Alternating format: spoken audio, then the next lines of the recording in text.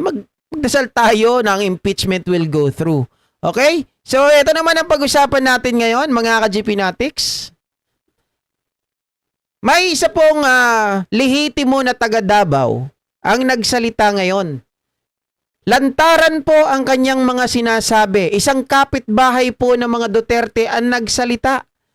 Hindi daw po totoo na solid Duterte ang Davao.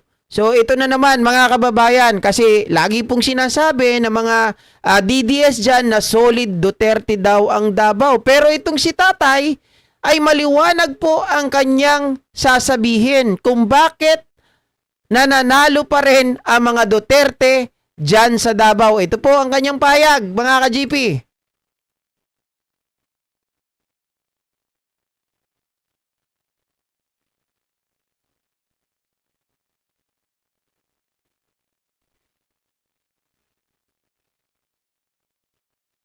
Walang sound. Panoorin nyo. Ito, panoorin nyo. Kapitbahay ng mga Duterte sa Davao, ayaw sa kanila. Sabi nila, Rayan. against ka daw sa mga Duterte.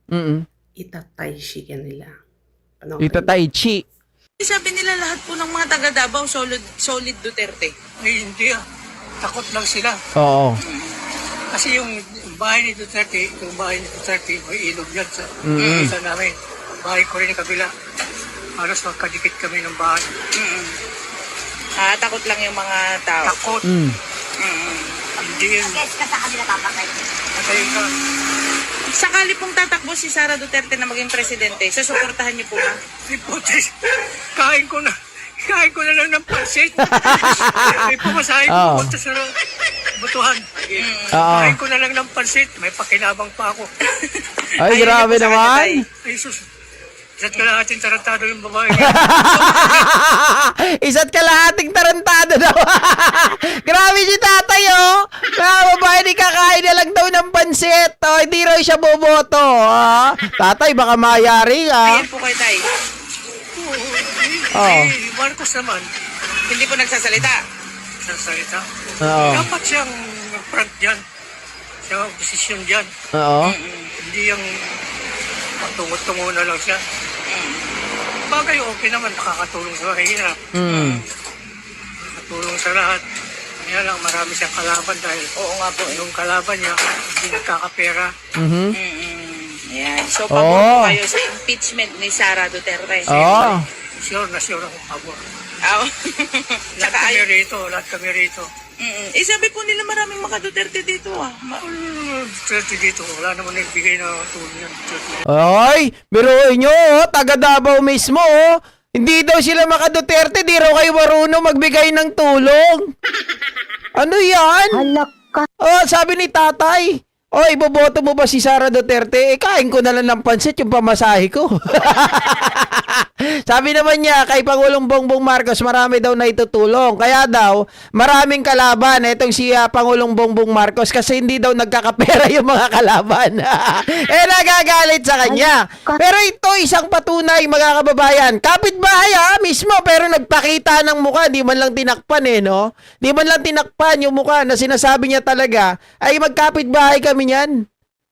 Kaya hindi solid ang Davao sa mga Duterte. Tinatakot lang.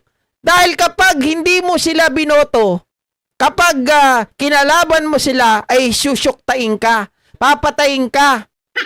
Mga ka-GP, yun daw po ang kalakaran dyan. Kaya nga siguro nagtagal ng ilang dekada din ng mga Duterte dyan dahil ganun ang ginagawa. Biruin nyo nga naman, mga ka-GPnatics. Diba? In a broad daylight. Nakita nyo yun, diba? Yung mga bata ni Duterte, yung pinalabas dun sa, sa ICC, nanonood pa siya doon sa CCTV. 'Di ba? Yung mga doon pinapatay lang. Talagang walang katakot-takot Oh, yung mayor. Ganun lang ang pinagagawa. Sinong hindi matatakot? Kahit sino siguro, mga kababayan, kahit siguro kayo, hindi nyo gagawin yun. Meron nga akong isang kilalang vlogger Meron ako isang kilalang vlogger taga Davao din. Alam mo ang sabi niya, mga kababayan? Sabi niya, "Bay, hindi ako magkampi muna kay Marcos." Bakit? Eh, anak ng puta. Sabi niya ganon. Ganon yung talaga yung salita niya, anak ng puta. Kapitbahay ko lang yan si Duterte. Ipapatay ako niyan. Sabi niya ganon. Sabi niya, hindi na muna ako sasama dyan. Yon ang kwento nung tao na yon, mga kababayan. Isa ring vlogger. Ayaw daw niya mag-content laban kay Duterte. Pero ayaw daw niya talaga dyan. Kaya lang, wala siya magagawa eh. Dahil kapitbahay daw niya. Oh. Pero nyo, so ibig sabihin, wala talagang solid na mga Duterte dyan sa Davao. Natatakot lang yung mga tao. Ayaw lang nila siyempre mapahamak yung kanilang mga pamilya.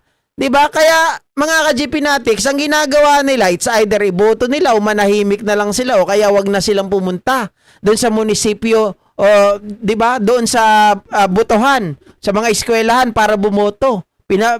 Pinapagsantabi na lang nila. Eh ano sabi niya kay Sara, mga kababayan? 'Di ba? Kalahating ano daw? Ulitin ko lang. Ito, panoorin nyo. Kapitbahay ng mga Duterte sa Davao ayaw sa kanila. Sabi nila, pag against ka daw sa mga Duterte, itatay siya nila. Panoorin nyo. Sabi nila lahat po ng mga taga Davao, solid Duterte. Ay, hindi ah. Ano daw? Punta ka GP sa Davao, makikita mo mala Singapore status. Baka maging DDS ka pa pag makita mo ang Davao. Nanggaling na po ako sa Davao. Oo, sabihin natin, maayos-ayos naman ang Davao. Pero hindi nyo alam ang nangyayari sa likod ng Davao. Pero pumunta ka doon. Bakit? Eto lang, Cardo ha. Sila Digong, di ba sila Digong, yung bahay nila, ang ganda. Si Pulong, yung mansion niya, ang ganda. Yung kalsada nila ang ganda. Pero yung mga kalsada papunta hindi doon sa bahay ni Pulong. Puta, parang mukha burog-burog. Parang mukha ni Badoy. Baldog-baldog. Ganon kagaspang. Yung daanan doon, di man lang mapagawa. Ito pa.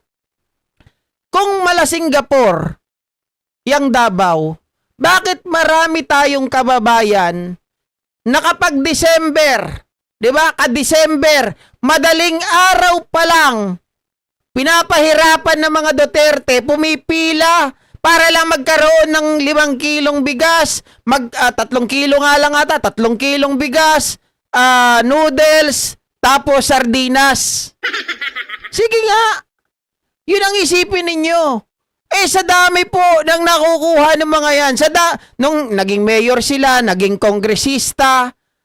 Sa dami po ng mga pondo na nakuha nila. Bakit ganun pa rin? Marami pa rin mahirap. Marami pa rin squatter sa Davao. Kung sabihin yung mala Singapore, totoo yan. Nanggaling kami dyan eh. Katarantaduan yung sinasabi nyo mala Singapore. Eh, bakit maraming nahuhuli ngayon na puro white substance? 'Di ba? Yun yung naririnig nyo. Kasi yun ang pinapaniwalaan nyo. Pero kung titingnan ninyo, doon pa lang sa balita, sabi ang Davao daw ang pinakatahimik, ang pinakamababang rape case. Pero magtataka ka, nung may pumunta na pulis galing Maynila nung panahon ni Pangulong Bongbong Marcos, tiningnan nila yung report, yung logbook. May 2 logbook. Yung isa, nagpapakita na kapag may pumunta na ibang tao, ito ang ihaharap. Sabi dun sa logbook, pinakamababang crime rate, pinakamababang rape cases.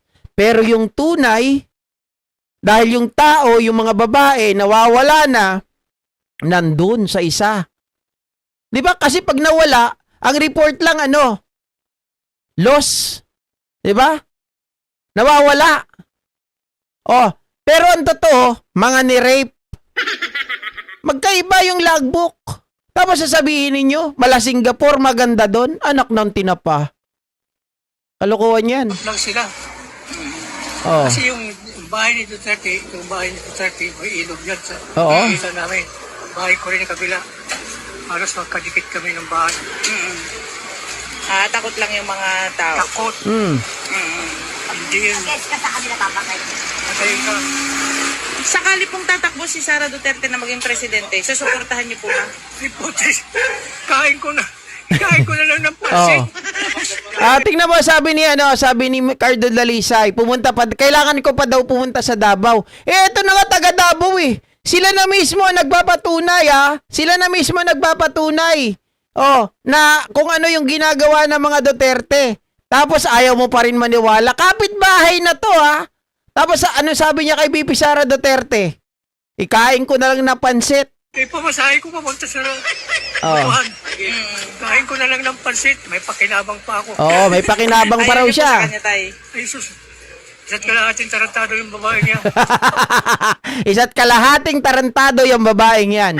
Mabigat yun, Mabigat yun para sa isang kapitbahay sasabihin isang tarantadong kalahati yung babaeng yan. Kasi alam nila yung nangyayari. Kaya tahimik na lang sila. Siguro kahit nakita nila yung mga chinusyuktay dyan, hindi na rin sila magsasalita. Di ba makabuhay na nila ang kasunod? Kita nyo yung kay Pulong Duterte, anong nangyari? Doon sa, di ba, mahilig siyang pumasok? Sa bar nga lang, di ba? Sa bar pumapasok. Nakita nyo yon? Mismong baluarte niya. Baluarte ng mga pokpok. Bakit may mga ganon na nagtatrabaho? Bakit pinapayagan yung mga ganon? 'Di ba? Kung mala Singapore ang Davao, kung maayos ang Davao, marami pa rin mga squatter, marami pa rin mahihirap. Doon sabi ko nga sa inyo, tuwing birthday ni Digong, tuwing Pasko, pipila doon, madaling araw pa lang. Actually, mga kababayan, gabi pa lang. Gabi pa lang ng gabi. 'Di ba? Halimbawa, 24 ng December, magbibigay December 25. 24 pa lang nakapila na yon, napakahaba. Bakit ang daming mahirap? 'Di ba? Bakit kailangan pahirapan pa yung mga tao? So, maka-BBM po kayo, tay. Si Marcos naman, Hindi po nagsasalita. sa salita. Dapat siyang front dyan. Siya ang posisyon dyan. Hindi yung patungo-tungo na lang siya. Bagay, okay naman, nakakatulong sa mahirap. Nakatulong sa lahat. Mamona. Kaya marami siyang kalaban dahil Oo nga po. yung kalaban niya, hindi nagkakapera. Ayan. So, pabor po kayo sa impeachment ni Sara Duterte. Siguro, sure na sure ako pabor. Kita mo? Sure na sure ma-impeach si BP Sara Duterte. Taga Davao yan, Cardo Dalisay. 'Di ba? Diring-diri siya kay BP Sara Duterte. Ikakain na lang daw niya. Yung pamasahe niya papunta sa pagboto. Kalahating sabi niya kay BP Sara Duterte, 'di ba? Mabigat yun, mga paratang na alam nila yung nangyayari sa kanilang paligid. Siyempre tayo, mga kababayan, kung ano yung kayo pala, hindi kami, kayo na naniniwala sa mga Duterte, kung ano yung mga, kasi ito mga tao ni Duterte, magaling din yung mga PR nila Magaling din yung mga trolls nila Yung mga magaganda, marami silang nilalabas ng mga balitang magaganda. Akala mo talaga magaganda. Kasi uso sa kanila ang news blackout. 'Di ba? Uso sa kanila yung news blackout. Isa pang uso sa kanila, magpakalat ng mga magagandang nangyayari sa Davao. Parang magmukhang ang Davao, mga kababayan, invincible. 'Di ba? Yan ang tingin. Pero hindi totoo yan. Hindi totoo yan. Dito sa amin, bayan lang. 5 hospital ang 3 university, sabi ni Sir Ferdinand Longgalong. Dyan nga, napag-uusapan din yan Ilang hospital, ilang mga university ang meron dyan. Nababanggit din. 'Di ba? Wala pa. Diyos ko. Isa't kalahating siraulo daw Mga kababayan itong si Sara Duterte. Wala na kayong magagawa dyan. Kapitbahay pa yan. Bakit siguro nagsasalita si tatay dito? Kasi masamang ang loob. Alam nila. Kaya nagsasalita to siguro dahil sabi niya, matanda na ako Wala na mawawala sa akin kung pagtripan nila ako, pag-initan nila ako. Ganun talaga 'Di ba? May mga taga Davao dito. Si Ma'am Jenny Ramos, yung mga pininsan niya. Hindi sila maka-Duterte. Marami din dito, mga taga Davao, hindi rin mga Duterte. Meron dyan dati, mga taga Davao, mga Duterte, pero nagpalit na sila kasi mga nabudol sila dati. 'Di ba? Pero ang totoo naman talaga, mga kababayan, maraming takot. Ikaw ba naman Diyos ko, kung makita nyo yung baril nila Digong, 'di ba? Hindi kayo matatakot. Kita nyo na lang ngayon yung impluwensya nila. May mga tao sila kahit hindi sila nakaupo ngayon si Sara lang yung nakaupo talaga sa gobyerno na medyo mataas yung posisyon kasi most likely congressman, 'di ba? Pero doon sa mga ahensya ng gobyerno, may mga tao sila. Hindi lang sa mga ahensya ng gobyerno, ultimo sa mga schools, universities, may mga tao sila. 'Di ba? So masasabi talaga natin, matatakot ka talaga. Parang style China sila, Sir GP. Pag pangit ang walang balotang, pangit ang walang balotang pangit lumalabas dyan. Pag sumalungat, may kalalagyan ka o kaya kulong. Totoo. Ganyan yung nangyayari sa kanila. Either, pag sumalungat ka, gagawan ka ng kaso. Or, bigla ka nalang maglalaho. Siyempre, mga kababayan, pag ganun, wala kang magagawa. No choice ka 'di ba?